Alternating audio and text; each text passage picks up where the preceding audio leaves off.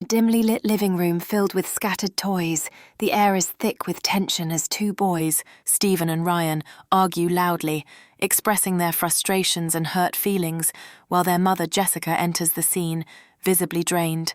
the weight of her responsibilities reflected in the way her coat slips off her shoulders as she silently walks past them towards the kitchen,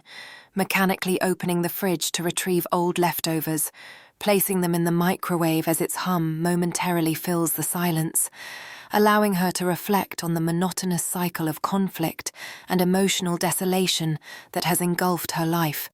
revealing her internal struggle as she realizes that every day is tainted with the same noise and emptiness that drowns her spirit. As night falls over the apartment and the boys are finally asleep, Jessica, overwhelmed by her reality, finds herself pacing restlessly, glancing at her reflection in the darkened window that mirrors her inner turmoil, as she quietly admits to herself her inability to cope with the relentless demands of motherhood, leading her to make a desperate decision that drags her into a world of moral ambiguity, resulting in her impulsively grabbing her purse and heading out to a nearby corner store, where the act of stealing food feels like a survival instinct, overshadowed by guilt, as she hastily stuffs items into her bag, despite the clerk's shouts as she dashes away into the night, grappling with the bitter taste of her own lies and the gnawing guilt that refuses to let her rest. Back in the apartment, as the brightness of day contrasts with her inner darkness, Jessica tries to maintain a semblance of normalcy while serving food to her unsuspecting boys, forcing a smile that masks the turmoil brewing within her,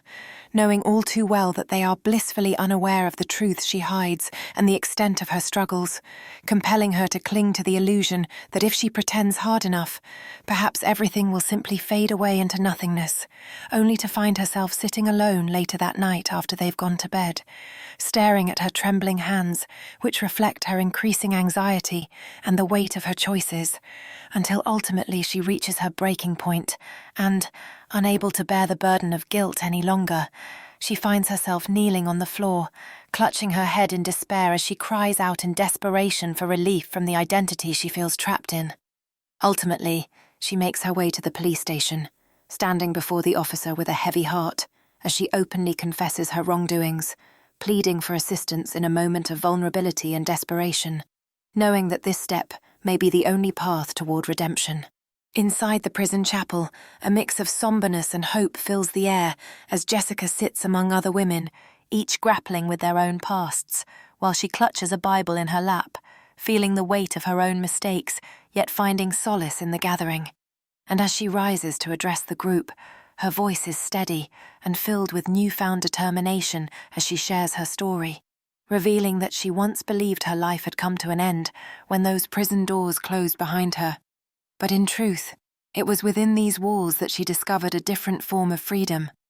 one that stems not from escape or avoidance, but from embracing honesty and repentance, understanding that recognizing one's flaws is not an admission of weakness, but rather an act of strength that lays the groundwork for healing and wholeness, inspiring the women around her to open their hearts to this truth as they listen and nod in agreement, culminating in a moment where Jessica leads the group in prayer, uniting them in a collective journey toward redemption and grace.